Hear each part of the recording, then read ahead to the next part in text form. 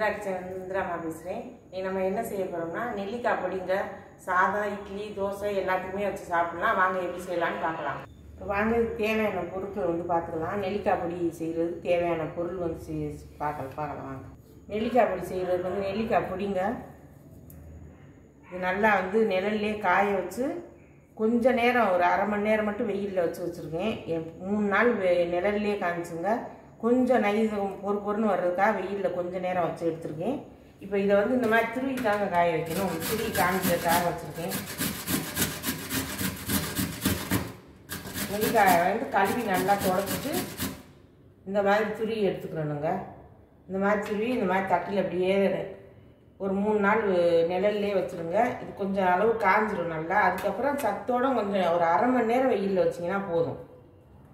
உங்களுக்கு காமிக்கிறதுக்காக நான் திருவி காட்டுறேங்க. இது ஒரு ஓரமாக இருக்கட்டும். இப்போ அதுதான் இந்த நெல்லிக்காய் வந்து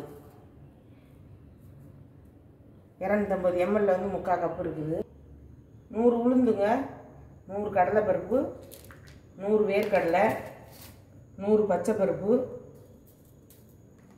உடச்சக்கடலை வந்து ஒரு 100, பூண்டு ஒரு 50 பூண்டு வந்து அதாவது உரிச்சிட்டு நச்சு வச்சுருக்கேன்.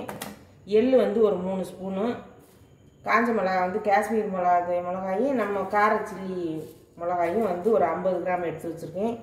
ஒரு 2 கொத்து கருவேப்பிலை வந்து உருவி நல்லா கழுவி எடுத்து வச்சுருக்கேன். மிளகு வந்து ஒரு ஸ்பூனு, இது வந்து பெருங்காயம் வந்து ஒரு கட்டி, சீரகம் வந்து ஒரு அரை ஸ்பூனு, புளி ஒரு கொட்டைப்பாக்கு அளவு. இப்போ வாங்க எப்படி செய்யலான்னு பார்க்கலாம். அடுப்பு பற்ற வச்சுக்கலாங்க. சட்டி நல்லா காஞ்சிடுச்சு. கடலை பருப்பு வச்சு வச்சிடலாம். எண்ணெயெல்லாம் ஊற்ற வேண்டாங்க. எண்ணெய் ஊற்றுனீங்கன்னா ரொம்ப நாள் வச்சுருக்க முடியாது. ஒரு வாரத்துக்குள்ளே காலி பண்ணிடணும். எண்ணெய் ஊற்றாமல் வறுத்து எடுத்துக்கிறேன். நான் இப்போ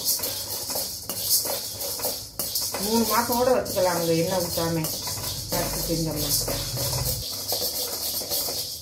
இப்போ கடலை பருப்பு வந்து ஓரளவுக்கு வறுவட்டு வச்சுருங்க. இப்போ உளுந்தை சேர்த்துக்கலாம். நீங்கள் முழு உளுந்து அதாவது தோல் உளுந்து இருந்தால் கூட சேர்த்துக்கோங்க. நான் வெள்ளை உளுந்து தான் சேர்த்துருக்கேன். இதுவும் கொஞ்சம் செவக்கட்டுங்க. அதுக்கப்புறம் பச்சை பருப்பு போட்டுக்கலாம். இப்போ இந்த மிளகு சீரகத்தையும் இதில் போட்டுக்கலாங்க.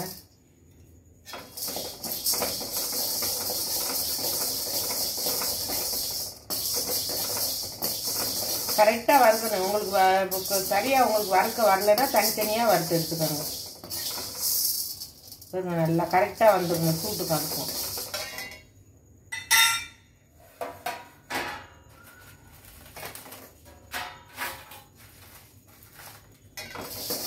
அடுப்பை மட்டும் நல்லா சிம்மில் வச்சுக்கோங்க. இப்போ வந்து நம்ம அந்த பச்சை பருப்பு சேர்த்துக்கலாம்.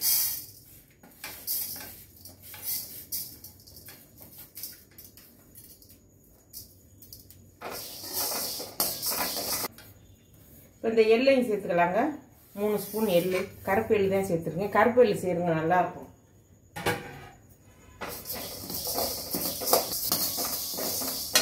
இந்த உடச்ச கடலையும் சேர்த்துடலாங்க. அப்படியே சேர்த்துருங்க. வேர்க்கடலையே தனியாக வறுத்துக்கலாம். இதோட வறுபடாது. பட்டையாக இருக்குது வேர்க்கடலை. அது அப்புறமா வறுத்துடலாம் தனியாக. இப்போ பாருங்கள், எள்ளு வெடிக்க ஆரம்பிச்சிருச்சு. இதாங்க பக்குவம். இது கொஞ்சம் நேரம் நல்லா வெடிக்கவும் நம்ம எடுத்துடலாம்.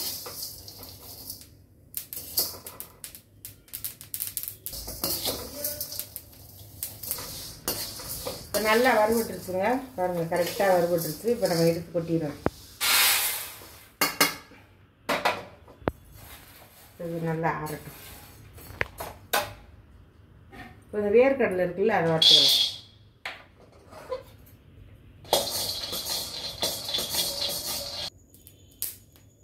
பாருங்கள், வேர்க்கடலையும் நல்லா வெடிச்சிது பாருங்கள். நல்லா சூடு ஏறிடுச்சு.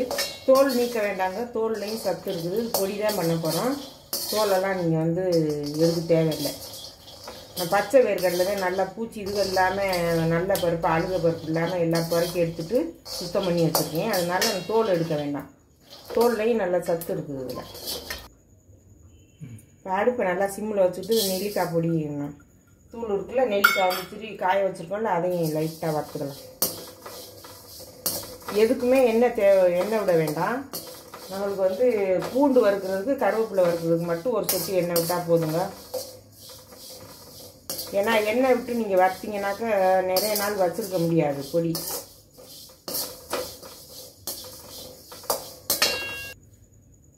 இதோட ஒரு அரை ஸ்பூன் கல்லுப்பு சேர்த்துக்கலாம்.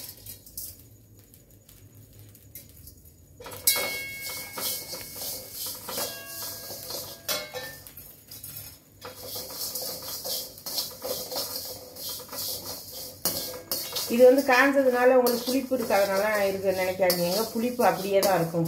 புளிப்பு துவர்ப்பு அப்படியே தாங்க இருக்கும். காயாமல் நம்ம பச்சையை அரைச்சோம்னா ரொம்ப நாள் வச்சுருக்க முடியாது. இது வந்து ரொம்ப நாள் வச்சுருக்கலாங்க. 3 மாதத்துக்கு மேலேயே வச்சுருக்கலாம். இது இப்படி பிடிச்சி போட்டிங்கன்னா சூடு வந்தால் போதும்.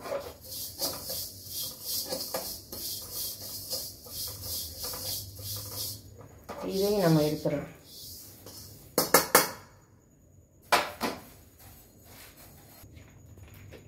இப்போ 1 ஸ்பூன் அளவு நல்லெண்ணெய் விட்டுக்கலாங்க.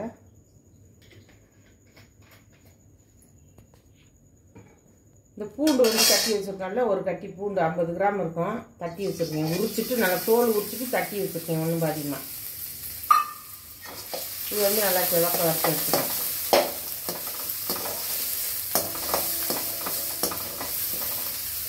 தனி சத்தெல்லாம் போகணும். கருகு விட்டுறாமல் பொறுமையாக கிண்டி கிழக்க வறுத்து எடுத்துருங்க.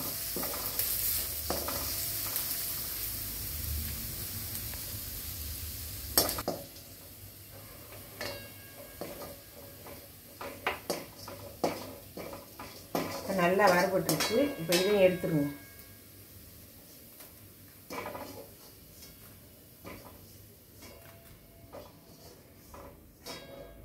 நல்லா பொரிஞ்சிருச்சுன்னா எண்ணெய் வந்து அதில் தங்காது.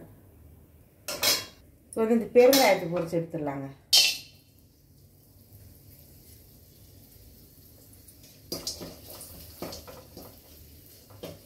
கட்டி பெருங்காயம் போட்டிங்கன்னா நல்லா வாசனையாக இருக்கும்.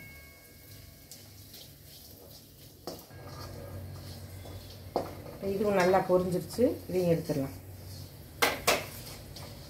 எல்லாமே ஒன்றாவே எடுத்து நல்லா ஆற வச்சுருங்க. இந்த கருவேப்பிலையை பொரிச்சு எடுத்துடலாங்க. கருவேப்பிலை லைட்டாக ஈரமாக இருக்குது. அது ஒன்றும் ஆகாது. தண்ணியெல்லாம் வடிச்சுட்டு வச்சுருக்கேன். இது நல்லா முறைன்னு ஆகட்டும்.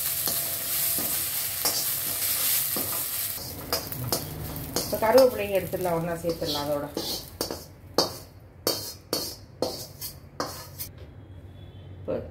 சும்மா அரை ஸ்பூன் கொஞ்சோண்டு எண்ணெய் ஊற்றிக்கலாங்க. 1/4 ஸ்பூன் இருந்தால் கூட போதும். ஏன்னா மிளகாயை வெறிஞ்சிட்டு வறுத்தோம்னா அங்கே ஓட விட்டுரும். நம்மளை நிற்க விடாது. நெடி ஆகி போயிடும்.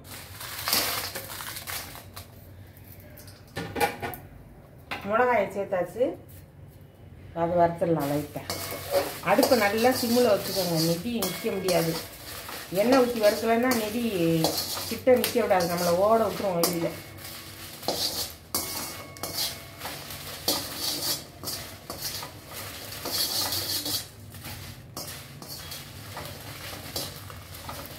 இவ்வளோ மிளகாய் சேர்த்துருக்கேன் நினைக்காதீங்க. காஷ்மீர் மிளகாயும் இந்த கார மிளகாயும் 2 சேர்த்து தான் போட்டிருக்கேன்.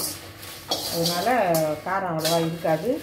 உங்களுக்கு கொஞ்சம் கம்மியாக வேணும்னாலும் கம்மி பண்ணிக்கோங்க. இல்லை கூட வேணும்னா கூட 2 மிளகாய் சேர்த்துக்கலாம்.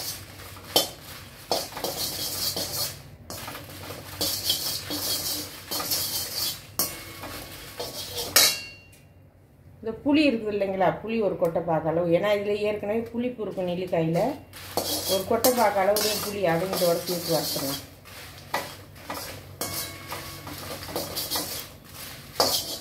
அவ்வளோதாங்க. இதை வறுத்து எடுத்துட்டு ஆற வச்சுட்டு அரைக்கும் போது உங்கள்கிட்ட காமிக்கிறேன். இதெல்லாம் நல்லா அப்படி கலந்து விட்டுக்கலாம். பாதியாக போட்டு அரைச்சிக்கலாம். கொஞ்சம் வந்து பாதி மிளகா எடுத்துருக்கேன். இந்த மிளகாயை ஒரு சுற்றி விட்டுட்டு அதுக்கப்புறம் பாதி போட்டு அரைச்சிக்கலாம். பருப்பில் இது பாருங்க. இந்த அளவு நுணுக்கிடுங்க மிளகாயை. ஆனால் கலந்தாச்சு. ஏன்னா மிக்சி கொள்ளாது. அதுக்காகத்தான் நான் 2 வாட்டி அரைக்கிறேன். இதை ஃபஸ்ட்டு பொடிச்சுக்கிட்டு வந்துடலாம். ரொம்ப நைஸாக பொடிக்கக்கூடாதுங்க. ஒரு ரவை பக்குவத்துக்கு அரைக்கணும். அரைச்சிட்டு வந்து காமிக்கிறேன். இங்கே பாருங்கள், இந்த பக்குவத்துக்கு இருக்கணுங்க. இது சாதத்தில் கூட நீங்கள் கொஞ்சம் நல்லெண்ணெய் ஊற்றிட்டு கடுகு உளுந்து போட்டு காஞ்ச மிளகா 2 கிள்ளி போட்டு கருவேப்பிலை போட்டு சாதத்தை கொஞ்சம் நெய் விட்டு பிரட்டிட்டு இந்த பொடியை போட்டு தூவி பிள்ளைங்களுக்கெல்லாம் சாப்பாடு கட்டினீங்கன்னா அவ்வளோ சத்துங்க இதில். நெல்லிக்காய் வந்து அவ்வளோ புளிப்பு காரம் எல்லாம் கரெக்டாக இருக்குது. உப்பெல்லாம் இதை நம்ம இதில் போட்டுக்கலாம்.